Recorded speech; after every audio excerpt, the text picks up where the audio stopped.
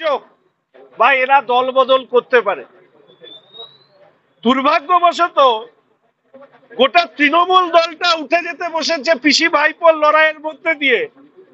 সেইখান থেকে সংবাদ মাধ্যম চোখ ঘোরানোর জন্য এই ধরনের প্রচার করছে। কোথাকার কোন ছিন্নমূল নেতা যারা খায় না মাথায় দেয়, তাদের বিবৃতি নিয়ে এসে তারা দাবি করছে যে অমুক অমুকরা তারা যেতে পারে। কারা, কে, কোথা থেকে খবর পেলেন, কে আপনাদেরকে দিলেন? ছিন্নমূল নেতার তার নিজেদেরই স্ট্যাটাস নেই, তারা অন্য দলের জনপ্রতিনিধি, নির্বাচিত জনপ্রতিনিধিদের নিয়ে খবর করছেন। আমরা আমাদের পক্ষ থেকে শুধু এইটুকু বলতে পারি যে গতকাল বা গত পরশু উত্তরবঙ্গের এমএলএদের নিয়ে যে বিভ্রান্তিকর খবর প্রচার করা হয়েছে তার আমরা তীব্র বিরোধিতা করছি। শুধু বিরোধিতা করা নয়, আপনাদের মনে আছে যে ভয় দেখিয়ে বা অন্যান্য কারণ, লোভ, পদ ইত্যাদি ইত্যাদি নানা কারণ নানাজন বলেন, কিন্তু ভারতীয় জনতা পার্টির উত্তরবঙ্গ দক্ষিণবঙ্গের বিধায়করা, তাদের বিক্রি হবার কোনো জায়গা নেই। এবং উত্তরবঙ্গের ক্ষেত্রে বলে রাখি যে উত্তরবঙ্গের একজন বিধায়ক তৃণমূল কংগ্রেসে গিয়ে পরবর্তীকালে তিনি সেই দলের মধ্যেকার দমবন্ধকর পরিস্থিতির কারণে তিনি নিজে আবার ফিরে চলে আসেন। ফলে স্বাভাবিকভাবেই এখনো যারা পদ্ম প্রতীকে জয়ী হয়ে ওই দলের মধ্যে আছেন, বিধানসভার অভ্যন্তরে পিতৃ পরিচয় দিতে পারেন না, তারাও যে খুব একটা সুখে আছেন বলে আমরা জানি না বা আমাদের মনে হয় না। ফলে স্বাভাবিকভাবেই রাজ্যের প্রধানতম ইস্যুগুলোর থেকে চোখ সরাতে এবং ধারাবাহিকভাবে হিন্দুদের প্রতি যে আক্রমণ, সেই আক্রমণ থেকে, এবং আজকে রাজ্যে যে নৈরাজ্য চলছে সেই নৈরাজ্যের খবরের বদলে এই ধরনের বিভ্রান্তিকর প্রচার যারা করবেন তাদের বিরুদ্ধে আমরা মামলা দায়ের করব। উত্তরবঙ্গ সংবাদ নিয়ে, উত্তরবঙ্গের বিধায়কদেরকে নিয়ে যে টেলিভিশন এই প্রচার চালিয়েছেন সারাদিন ধরে, কোন ছিন্নমূল না কোন আস্তাকুড়ে বিবর্জিত এক নেতার স্টেটমেন্টকে ধরে নিয়ে এসে সারাদিন ধরে চালালেন, সারাদিন ঢাক পিটালেন। আরে ওই দলে ওই নেতারই স্থান নেই, ওই দলের ওই নেতাকেই কেউ পোছে না। ওই দলে ওই নেতাকে যে শহরে জিতেছেন নাকি কর্পোরেশন, পৌরসভায় টৌরসভায়, সেখানে ওখানকার মানুষ ঘিরে ধরে। সেই দলের নেতার এত বড় ক্ষমতা হয়ে গেল যে ভারতীয় জনতা পার্টির বিধায়কদের সম্পর্কে তিনি এই ধরনের মন্তব্য করেন। আরে উত্তরবঙ্গে তৃণমূল কংগ্রেসের বিধায়কদের মেরুদণ্ড বলে কিছু নেই, ওদের প্রত্যেকের মুখে সেলোটেপ লাগানো আছে। ওনার একটাই কাজ, এই কলকাতার কালীঘাট আর ক্যামাক স্ট্রিটে যা যা নির্দেশ দেয় ওরা তা পালন করে। ওরা উত্তরবঙ্গের মানুষের ভোটে জিতে, ওরা হচ্ছে কালীঘাট আর ক্যামাক স্ট্রিটের তোষামতকারী, চাটুকারিতা এইগুলো করে। ফলে উত্তরবঙ্গের এই ধরনের তৃণমূল কংগ্রেসের ছিন্নমূল নেতা, আস্তাকুড়ে বিবর্জিত নেতাদের খবর দিয়ে টিভি বা অন্যান্য যারা সংবাদ গরম করছেন তাদেরকে বলি, আজকে আমার সাথে সৌরনীল আছে, আমরা কলকাতা হাইকোর্টে এই চ্যানেলের বিরুদ্ধে মামলা দায়ের করছি। এর আগেও আরেকজন বিধায়ক করেছে। আগামী দিনে যদি এই ধরনের বিভ্রান্তিকর খবর, কোন ধরনের তথ্য সূত্র ছাড়া, কোন ধরনের নাম ছাড়া যদি প্রকাশ করা হয়, নাম হলে সেই বিধায়ক নিজে মামলা করবে, আর সংখ্যা দিয়ে বললে ভারতীয় জনতা পার্টির বিধায়করা মামলা করবে। আমরা উত্তরবঙ্গের সমস্ত বিধায়করা এই টেলিভিশন চ্যানেল তার বিরুদ্ধে আমরা মামলা দায়ের করছি, এবং তার সাথে সাথে আরেকটি বিখ্যাত পত্রিকা তার অনলাইন যে মাধ্যম, সেই অনলাইন মাধ্যমের বিরুদ্ধেও আমরা মামলা দায়ের করছি। এইটুকু আমার প্রাথমিকভাবে বলার। এরপরে আপনাদের কোনো প্রশ্ন থাকলে আমি নিতে পারি। শুভঙ্কর সরকার সহ কংগ্রেসের নেতারা গেলেন, মুখ্যমন্ত্রী যাচ্ছেন, সেখানে নওশাদ সিদ্দিকীরা থাকবেন, এবং এই সময়তে বিরোধী দলনেতা হিন্দুদের নিয়ে যেখানে বক্তব্য রাখছেন বিধানসভায়, তারই কি এটা পাল্টা? এই প্রথম কথা, জাহাজ যখন ডুবতে শুরু করে তখন খড়কুটো ধরে বাঁচতে চেষ্টা করে, রাজ্যের মুখ্যমন্ত্রীর বাঁচার শেষ চেষ্টা। কিন্তু দুর্ভাগ্য হচ্ছে এই যে আমাদের সাংবাদিক বন্ধু, তিনি আশা করি জন্মসূত্রে, আমি জানি না, হিন্দু পরিবারের ছেলে হতে পারেন, আমি ভুলও হতে পারি।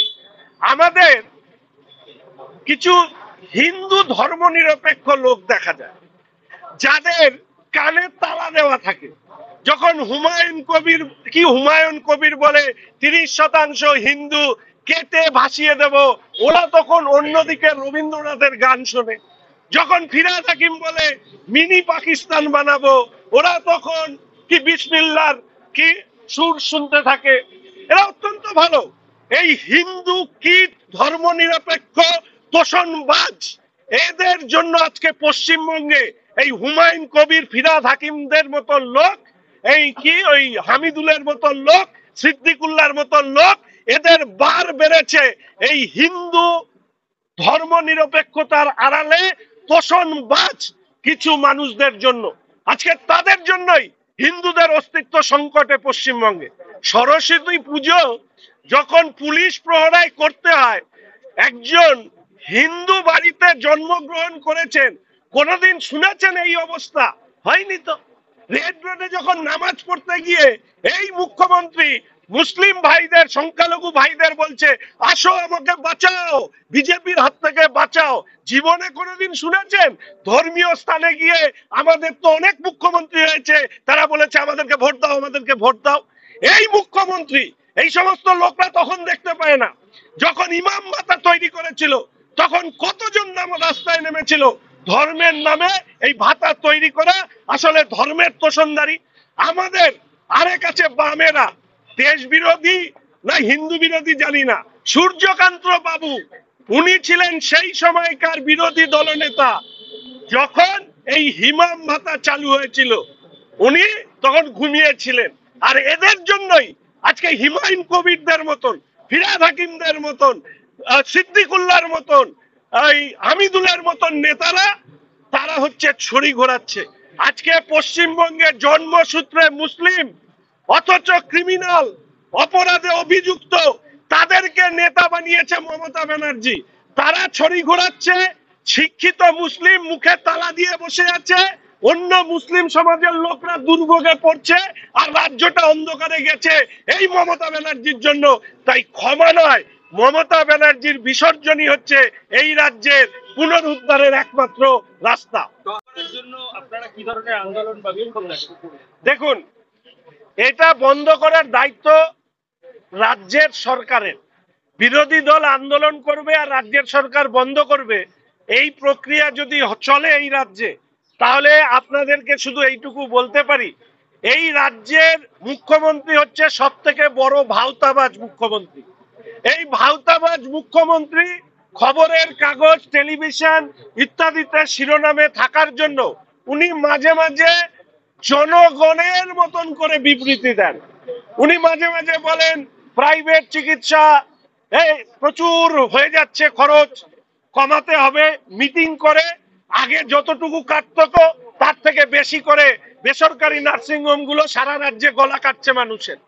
উনি যখন বলেছেন, মানে ওনার মন্ত্রী বলেছেন বেসরকারি স্কুল অত্যাধিক ফিস নেয়, বুঝতে হবে ভবিষ্যতে আরো বেশি ফিস কি করে নেওয়া যায়, আর কাটমানির অংশ তৃণমূলে কি করে পৌঁছানো হয় যায়, নির্বাচনের সময় টাকা কিভাবে তুলতে হয় তার জন্য বিবৃতি দেয়। এই মুখ্যমন্ত্রী এখানে যতগুলো টেলিভিশনের ক্যামেরা আছে বড় বড় করে এই প্রেস কনফারেন্স দেখিয়েছিল যে মাটিগাড়া, কাওয়াখালী, গজলডোবা থেকে শুরু করে নকশালবাড়ি, খড়িবাড়ি, একরের পর একর জমি, সরকারি জমি দখল করে তৃণমূলের নেতারা ব্যবসা ফেঁদেছে। উনি বলেছিলেন সবাইকে গ্রেফতার করবে, সরকারি জমি সমস্ত কিছু আবার পুনরুদ্ধার করবে। আজকে আমি ফিরহাদ হাকিম সাহেবের কাছে এই প্রশ্ন করেছিলাম, দেখলাম যে এই সরকার কতখানি অসহায় না নির্লজ্জ আমি বলতে পারবো না। 1 ছটাক জমি উদ্ধার করেছে কি করেনি তার কোনো হিসেব নেই।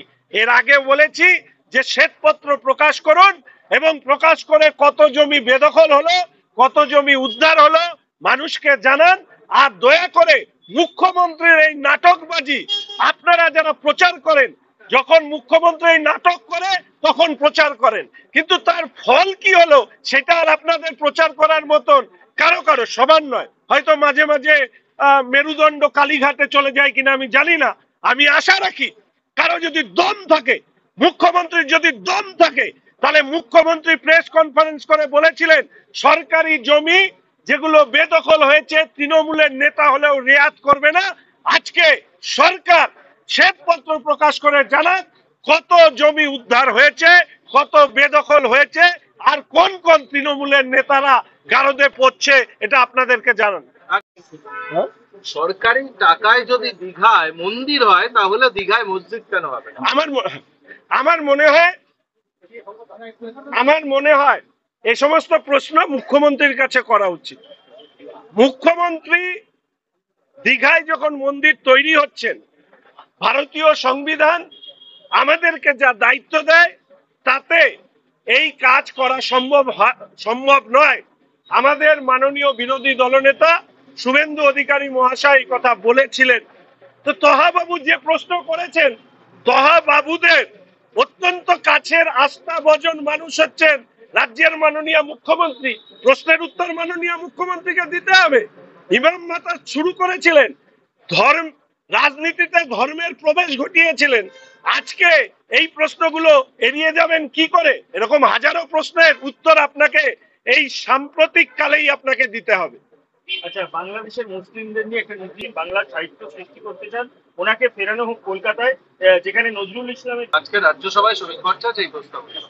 প্রথমত বলি যে আমাদের কোনো নির্দিষ্ট লাইন নেই, আমাদের একটাই লাইন আছে, সেটা হচ্ছে দেশ সর্বপ্রথম।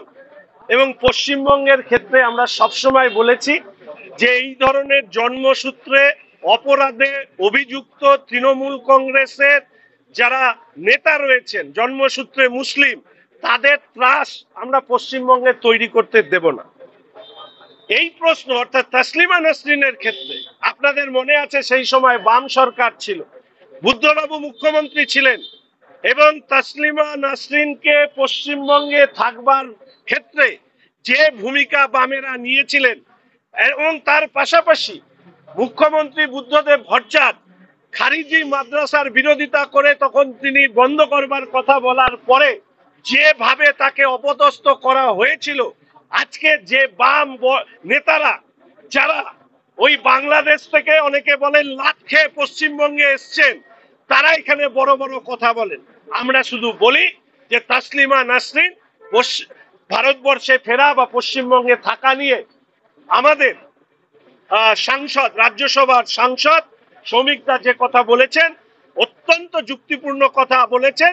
এই বিষয়ে নিশ্চিতভাবে আরো বিস্তারিতভাবে আমরা মানুষের কাছে বিষয়টিকে নিয়ে যাব।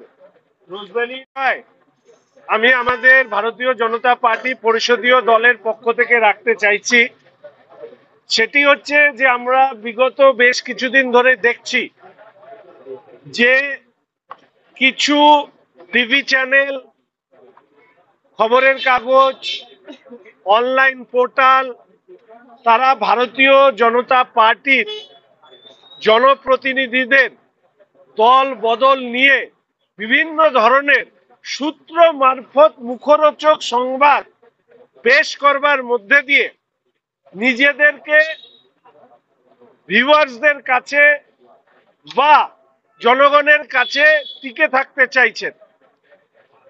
আমরা লক্ষ্য করলাম এর মধ্যে একটি পোর্টাল, একটি অনলাইন, একটি দামি সংবাদপত্রের অনলাইন তাদের যে পেজ রয়েছে বা যে মিডিয়া রয়েছে, এবং একটি টিভি চ্যানেল ধারাবাহিকভাবে সব ফিক্সড ডিপোজিট ভেঙে আমানত কার্ডে ফেরত দেওয়ার জন্য রোজভ্যালির অ্যাসেট ডিসপোজাল কমিটি এই নির্দেশ দিয়েছে। এই বিষয়ে যাদের অর্থ এই সমস্ত ভুইফোর সংস্থার কাছে বিসর্জন হয়েছে, তাদের এই অর্থ ফেরানোর সিদ্ধান্ত নিশ্চিতভাবে অভিনন্দনযোগ্য, কিন্তু পুরো অর্ডার কিভাবে ফেরানো হচ্ছে, মাঝখানে শুনলাম যা যা বাজেয়াপ্ত করা হয়েছে তাদের বেশিরভাগটাই দখল হয়ে গিয়েছে। পরে পুরো বিষয়টা শুনেই আমি এই ব্যাপারে প্রতিক্রিয়া দেব। ইংরেজ বাজারে দেখুন, এই মুহূর্তে মালদা, ইংরেজ বাজার, এটা নানা কারণে আলোচনার কেন্দ্রবিন্দু হয়েছে। একদিকে ধারাবাহিকভাবে খুন, অন্যদিকে অস্ত্র উদ্ধার ইত্যাদি থেকে শুধু এইটুকু বোঝা যায় যে রাজ্যের আইন শৃঙ্খলা কোন জায়গায় পৌঁছেছে তার প্রমাণ হচ্ছে মালদা। ধন্যবাদ। এইবার লাইভ